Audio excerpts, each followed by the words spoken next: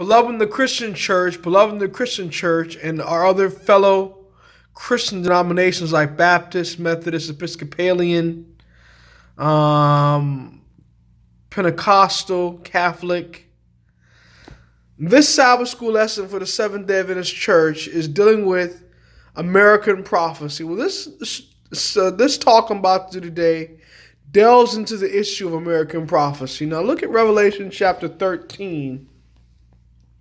Verse 11. Now beheld another beast coming up out of the earth, and he had two horns like a lamb, and he spake as a dragon. And he exercised all the power of the first beast which was before him, and causeth the earth and them which dwell therein to worship the first beast, whose deadly wound was healed. And he doeth great wonders, so that he maketh fire come down from heaven on the earth in the sight of men, and deceiveth them that dwell on the earth by the means of those miracles which he had power to do in the sight of the beast, saying to them that dwell on the earth that they which should make an image of the beast which had the wound by the sword and did live. And he had power to give life unto the image of the beast, that the image of the beast should both speak and cause that as many as would not worship the image of the beast should be killed. And he causeth all, both small and great, rich and poor, free and bond, to see a mark on their right hand or on their foreheads. And that no man might buy or sell save he that had the mark or the name of the beast or the number of his name. Now, beloved, within the Christian church, all our fellow Christian denominations that are beside Seventh-day Adventists, beloved in the Christian church, and other pagan religions, the beast that this image was made to is the papacy, the Roman Catholic Church. And the power that had two horns like a lamb is United States of America, Protestantism and Republicanism, meaning that it protests the Catholic Church formally, and it represented by Republicanism democracy, meaning that is a representative government. It's not headed over by a king or a pope. It's not a church or a state. And it's not combined with a church and state originally. The church and state are separate originally. Its lamb-like, meaning its constitution, grants religious liberty to its religious liberty to its citizens, meaning they can have freedom of speech, freedom of the press, right to assembly, peaceably assembly, right to redress wrongs under its constitution. They have many rights to do all these things in this Republican government that we have in this country, United States of America, beloved, in the Christian world. But this beast would morph, America would morph with the union of church and state, with the apostate Protestant world uniting with the United States government, with the apostate Protestant world or the Baptist, Pentecostal, Lutheran, Methodist, Episcopalian, controlling the state, when the leading churches of our nation unite on common points of doctrine and help by them in common, then we shall see the lying wonders of Satan. That was written by a Christian author at one time, beloved, in the Adventist Church. That Christian author was named Ellen G. White. And then it says that this American government or image of the beast, apostate Protestant with the state, will give recognition to the beast whose deadly wound was healed. The deadly wound that was healed is the papacy, the Roman Catholic Church. It was the deadly wound was inflicted in 1798 when General Berthier of Napoleon took the Pope captive in Valence, France, and made him a prisoner in Rome. And do his great wonders, so that he make a fire come down from heaven. What is a fire that comes down from heaven? He actually makes fire fall down from heaven to deceive the masses to believe that he is God's power, the papacy. But the power that does that is the apostate Protestant world in league with the U.S. government through miracles. Now, Revelation 15 and 16 describes the apostate Protestant world as the false prophet, and the beast as the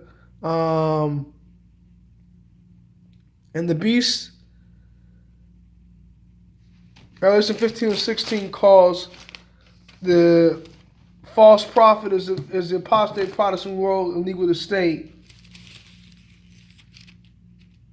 And the beast as the Catholic Church. And the dragon is spiritualism. Well, the apostate Protestant world, which is the lamb-like beast, makes fire come down from heaven as the dragon, the office of the dragon, the office of spiritualism, by miracles, working of miracles, beloved in the Adventist Church, and in the other Christian denominations, beloved. Now, they dwell on the earth that they should make an image of the beast that had the wound by a sword and did live. And he had power to give life unto the image of the beast. Now, who had power to give life to the image of the beast? The United States government, through the making of laws in this Constitution, by changing this Constitution through legislative branches, through a constitutional convention, and the judicial branches through the Supreme Court of his nation. And caused that as many would not worship the image of the beast should be killed. So if you do not worship the laws of the apostate Protestant world, through the enforced Sunday observance, which is the mark of the beast, you're going to be killed, beloved, in these last days. You're going to be put to death. You're going to be martyred in these last days, beloved, in the Adventist Church and in the other.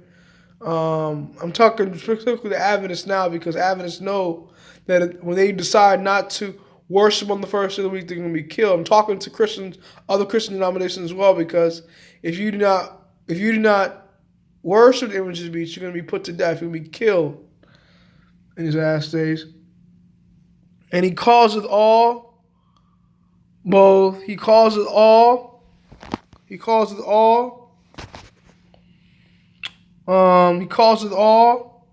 both small and great, rich and poor, free and bond, to receive a mark on their forehead, right hand, or on their forehead. Right hand is you're gonna get the mark of the beast in your right hand because you want to follow the Sunday observance and forced Sunday observance out of convenience because you don't want to be put to death and you don't want to lose civil liberties. On your forehead. Forehead is because you actually believe that Sunday is a Bible Sabbath, rather than the seventh of the week Sabbath.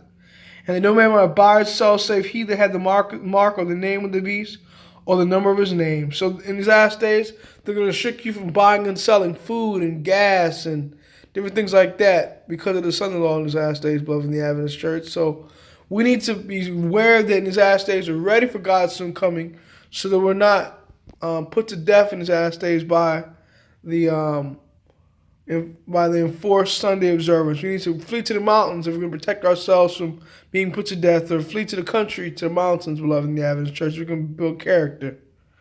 And in the Christian denominations, beloved, now it's time to make your call and election sure. You cannot save Babylon. The Bible says in Revelation chapter 14, Babylon is fallen. It's fallen. Revelation 14, verse 7. And Revelation 18, verse 2 says, come out of Babylon, my people. So God calls you his people in these other denominations. Come out of Babylon. You're his people. So you will not receive her plagues. The plagues, if I in third angel's message, Revelation chapter 14, verse 11 and 12, is Revelation chapter 15 and 16, boils in the skin, bloody water, sun scorching with fervent heat, darkness over the seat of the beast,